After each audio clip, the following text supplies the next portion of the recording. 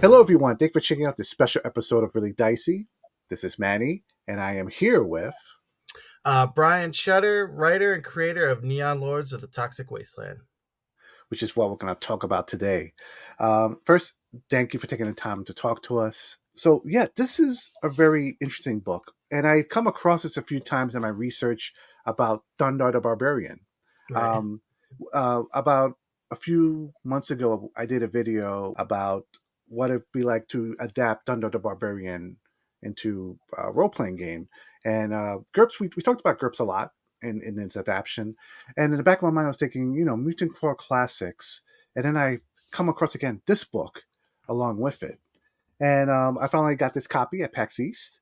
And what's interesting, though, is that I I don't know if this I could compare this to Thunder the Barbarian. This feels like Thunder the Barbarian if the editors of Heavy Metal magazine took control of the property and did some crazy violent things with it. Is that a good way of Yeah. explaining the game? Yeah, definitely. So like Thundarr, of course, is like a good inspiration, but then like from there added a little bit more like Judge Dredd, like dystopian future to a little bit of it. And then some RoboCop, and then just kind of a little bit more over the top than just your quintessential like far fantasy, like sci-fi post-apocalyptic Thundarr thing. So it's a little bit in there. And this is considered the book calls itself a post-apocalyptic cassette Yeah, role-playing game. post-apocalyptic cassette futurism. So it's like essentially it's like the like a subgenre of a subgenre of like sci-fi, where it's like what the future would have looked like in the 90s, right? So it's like Total Recall. You got like the CRT TVs, and like it's supposed to be in the future, but it's the technology of the day, just more like expanded. So that's kind of like the basic idea. Hmm. So let's start from the beginning. Where did the idea for this book come from? So we were playing 5e, and then I hit 10th level, and like being a forever DM, I was just kind of like bored, like with the whole basic fantasy trope. So then I was like, I'm gonna make my own He-Man game. So then I was like, all right, well, okay, so everybody can't be He-Man. So then it's like I added more classes and more classes into like the basic idea of like a post-apocalyptic He-Man. But then it was like slowly got more into like I like a lot of a post-apocalyptic battalion movies, so that kind of got added into it, and then like Escape from New York, Judge Dredd, and then the RoboCop stuff. So then it's kind of just melded into more of what I liked rather than just like a basic He-Man idea. Hmm. And and instead of using the 5e rule system, you went back to using like the more of a basic rule Yep, set. yep. So like 5e, like the rules aren't bad. They're like really, really good rules. I mean, it's popular for a reason, but I kind of wanted to like really lay into like the nostalgia and like the more 80s feel of it. So I went with like using the basic edition of D&D instead of 5e. How would you differentiate it compared to Mutant Crawl Classics?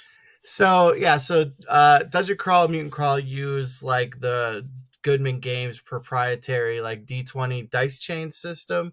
And so like it differs when it comes to like pretty much that basic core mechanic.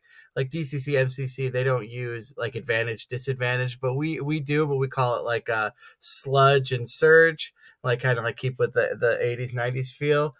And then but similarity, we use the same idea of crit tables. So like anytime you roll a 20 to hit, you roll on a to the max table. So there's like critical hits and critical fumble tables, just like DCC. And then like magic wise, it's a little close to it, to where in DCC you like you roll, the higher you roll the better the spell effect, but like you can cast as many times as you want. It's essentially the same thing. We don't have the in-depth magic as it is. Like you pretty much you do your spell check and then you get the spell, and sometimes you can do cool stuff to them, but not as like in-depth. Hmm. Now, was this a Kickstarter project originally? Yep. Okay, around I want to say 2020. So yeah, so the first printing was, I think, 2020 Kickstarter, and then the Total Carnage one I think was 2022. So then, so that's the second printing of it that you have. Hmm. So we kickstarted it twice. Oh, okay, okay. Um, so if I'm curious. So you mentioned before that the roots of this idea started with you dungeon mastering fifth edition, but I'm fascinated that you went with the post-apocalyptic route. You could have gone in almost any direction theme wise with this book. What's it about uh, the the the the destroyed future theme that really called to you?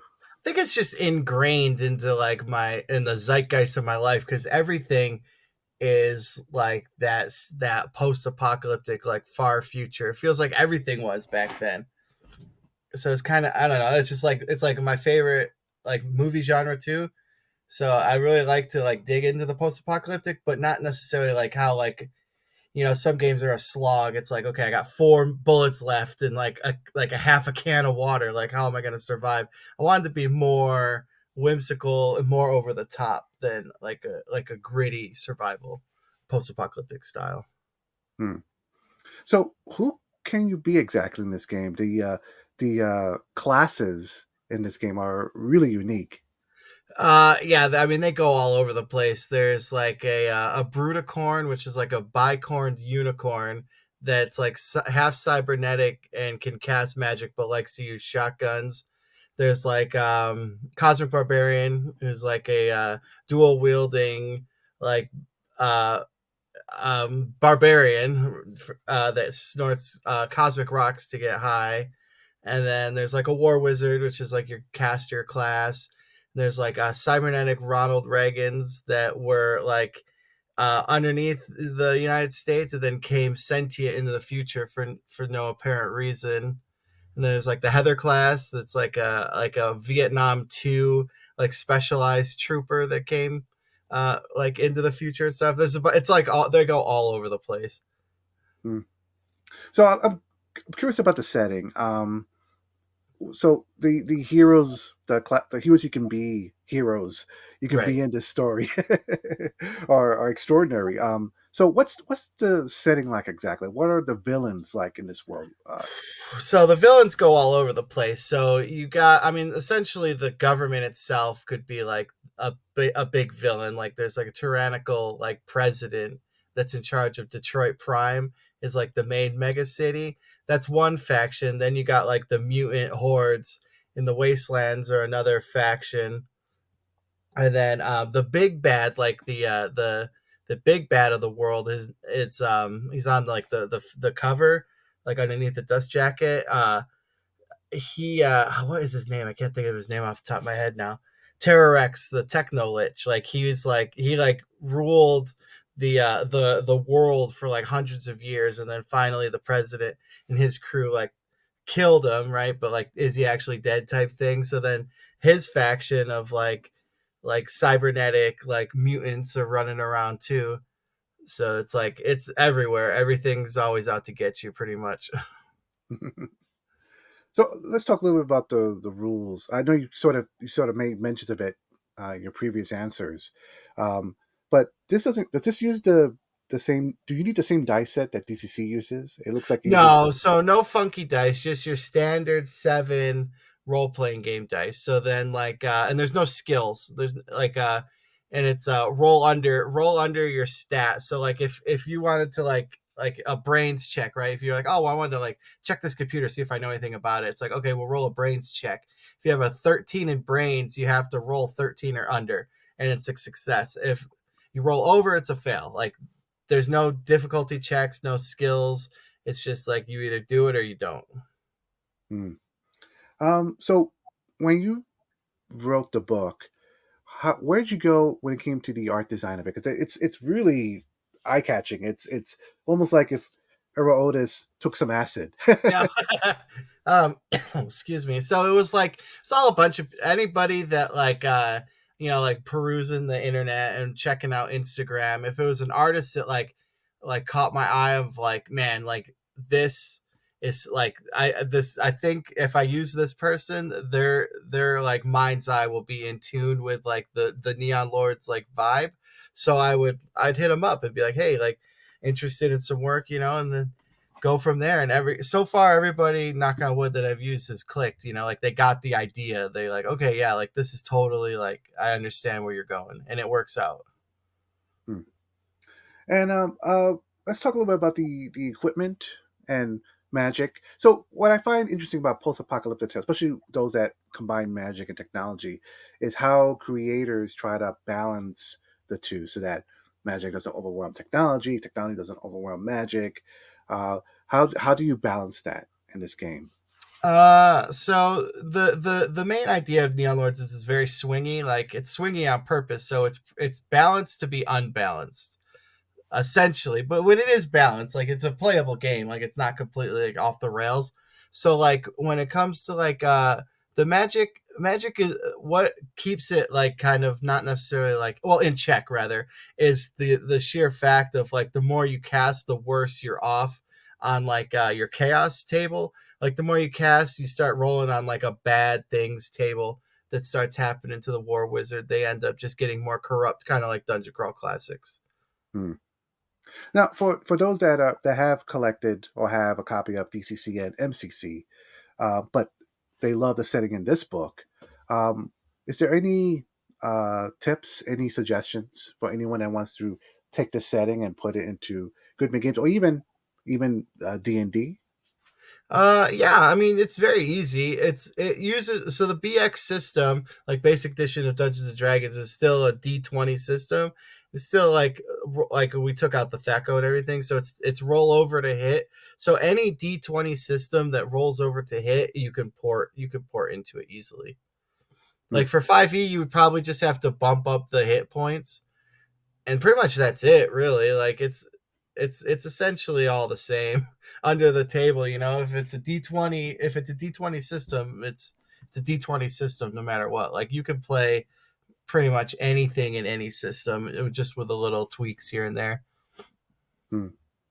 So now that this book is a few years old, when you look back at it, is there anything about it that you're the most proud of, whether it be the design or the rules or some of the um Yeah, I think I really like the setting a lot, like, and the classes. I think like having like such unique classes kind of sets it apart, and I'm pretty proud of that. Like people always like talk about the Bruticorn, and they always talk about like the Ronald Reagans and like the Heather and everything. So like that's like my favorite part is people get excited about like the cool classes and stuff that you generally can't do in other games. Like we have a class for it, or a class that just does something you traditionally wouldn't see in a game.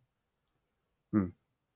And this book is complete. You don't need like player's guide, dungeon master's guide. Nope, This is only everything's in there. okay. Excellent, excellent. So then, what is the the future of this book? Do you see yourself maybe writing some adventure supplements? The way. Yeah, yeah. So we got a couple supplements out now, and then I'm just about to send two new books to the printer that just successfully kickstarted.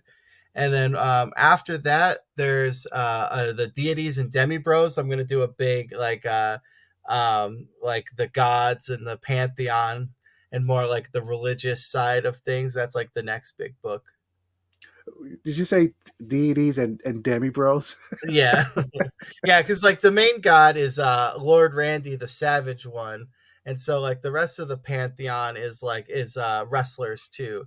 So like if Macho Man Randy Savage is the Zeus of the world, then like the Undertaker is like Hades, and then the Ultimate Warrior is like Poseidon and stuff like that. So I want to like kind of like get it flesh all that out more, and then have like a cleric style class and like a wrestling class and like all that fun stuff.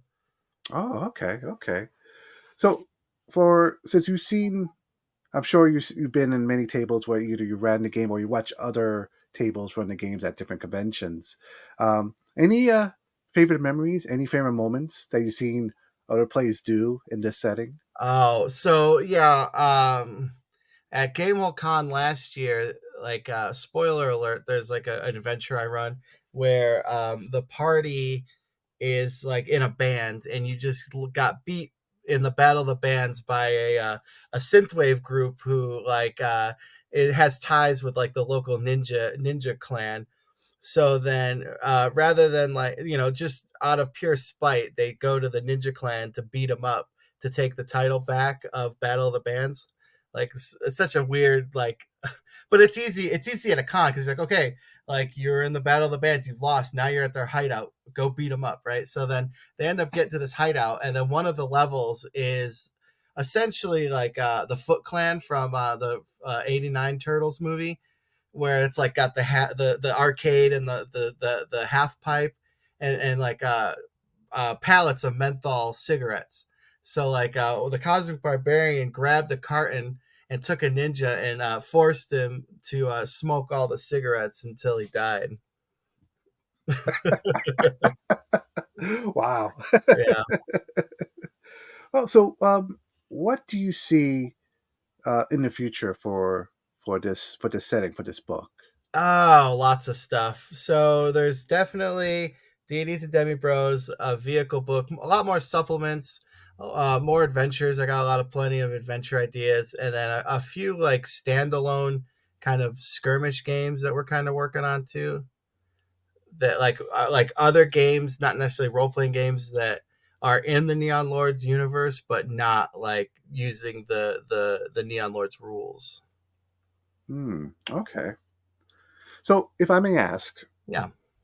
this weekend I was watching the Fallout series, another post-apocalyptic, scenario setting. And what do you think humanity, or we, uh, lovers of sci-fi, tend to be so focused about post-apocalyptic stories? What is it? I mean, it's not the most happiest of tales most Right. times. It's not. Um, what do you think draws us to these stories? That's an interesting thing to think about too, because there's so many facets and so many different things about post-apocalyptic, like like media, right?